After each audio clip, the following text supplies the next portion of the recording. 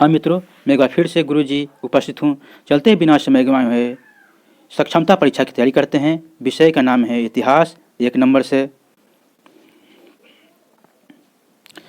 बिहार में अंग्रेजों ने किस तरह की भूमि व्यवस्था अपनाई? ए अस्थाई बंदोबस्त, बी रेतवारी व्यवस्था, सी महलवाड़ी व्यवस्था या डी इनमें से कोई नहीं। तो इसका आंसर है ए अस्थाई बंदोबस्त। चलते हैं, दूसरा नंबर स्टार्ट करते हैं। अंग्रेजों के आने के पहले भूमि का मालिक कौन होता था? ए जमींदार, बी व्यापारी, सी किसान, डी राजा। तो इसका आंसर है डी राजा। ठीक है, आगे तीसरा नंबर, रेतवारी व्यवस्था में जमीन का मालिक किसे माना गया है? ए किसान को, बी जमींदार को, सी गांव को या डी व्यापारी को। तो इसका आंसर है ए किसान को। ठीक है, आगे 5वां नंबर, अंग्रेजी शासन द्वारा भारत में अपनाई गई नई भूमि व्यवस्थाओं का प्रमुख उद्देश्य क्या था? ए अपनी आय बढ़ाना, बी भारतीय गांवों पर आय अपने शासन को मजबूत करना, सी व्यापारियों द्वारा लाभ प्राप्त करना या डी किसानों का समर्थन प्राप्त करना। तो इसका आंसर है ए अपनी आय बढ़ाना। ठीक है, आगे 6ठा नंबर, जनजातीय समाज के लोग आम भाषा में क्या कहलाते थे? जनजातीय समाज के लोग आम भाषा में क्या कहलाते थे? ए हरिजन, बी आदिवासी, सी सिख, डी हिंदू। तो इसका आंसर है बी आदिवासी कहलाते थे लोग। ठीक है, आगे 7वां नंबर, दीकू किसे कहा जाता था? दीकू किसे कहा जाता था? ए अंग्रेज को, बी महाजन को, सी गैर आदिवासी को या डी आदिवासी को। जी हाँ, बताइए, दीकू किसे कहा जाता था? अंग्रेज को, महाजन को या गैर आदिवासी को या आदिवासी को। तो इसका कहा जाता था आदिवासी को। जी हाँ, इसका आंसर डी है। आगे 8वां नंबर, बिरसा मुंडा किस क्षेत्र के निवासी थे? ए छोटा नागपुर के, बी संथाल परगना के या सी मणिपुर के या डी नागालैंड के। एक बार फिर सुन लें, बिरसा मुंडा किस क्षेत्र के निवासी थे? ए छोटा नागपुर के, बी संथाल परगना के या सी मणिपुर के या डी नागालैंड के। तो इसका आंसर है ये छोटा नागपुर के थे। इसका आंसर ए हो जाएगा। ठीक है, आगे 9वां नंबर, गिंडालू ने अंग्रेजी सरकार की दमनकारी कानूनों को नहीं मानने का भाव जनजातियों में जाकर गांधी जी के किस आंदोलन से जनजातीय आंदोलन को जोड़ने का सफल प्रयास किया? ए असहयोग आंदोलन, बी सविनय अवज्ञा आंदोलन, सी भारत छोड़ो आंदोलन या डी खेरा आंदोलन। जी हाँ, बताइए, इसका आंसर बी है सविनय अवज्ञा आंदोलन। आगे ये जितने भी प्रश्न उत्तर हैं 8 क्लास के इतिहास से लिए गए हैं।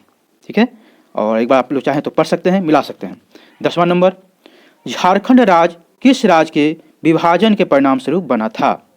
झारखंड राज्य किस राज्य के विभाजन के परिणाम स्वरूप बना था? ए बिहार, बी बंगाल, सी उड़ीसा, डी मध्य प्रदेश। तो इसका आंसर है ए बिहार से हुआ था। 15 नवंबर 2000 को हुआ था। ठीक है, आगे 11 नंबर, 18वीं शताब्दी में भारत का प्रमुख उद्योग निम्नलिखित में से कौन था, यानी कौन सा था? ए वस्त्र उद्योग, बी कोयला उद्योग, सी लोह उद्योग या डी जूट उद्योग। तो 18वीं शताब्दी में वस्त्र उद्योग था। ठीक है, आगे सूती का वस्त्र ज़्यादा होता था। 12 number, federation of India chambers of commerce and industry यानी FICCI की स्थापना कब हुई थी?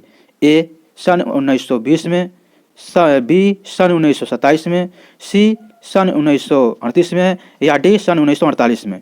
तो इसका आंसर ए है सन 1920 में। चलते हैं, आगे चलते हैं। 13 नंबर, निम्न में से जूट उद्योग का प्रमुख केंद्र कहाँ था? ए गुजरात में, बी आंध्र प्रदेश में, सी बंगाल में या डी महाराष्ट्र में। तो इसका आंसर है सी बंगाल में। जी हाँ, जूट उद्योग का प्रमुख केंद्र बंगाल में था।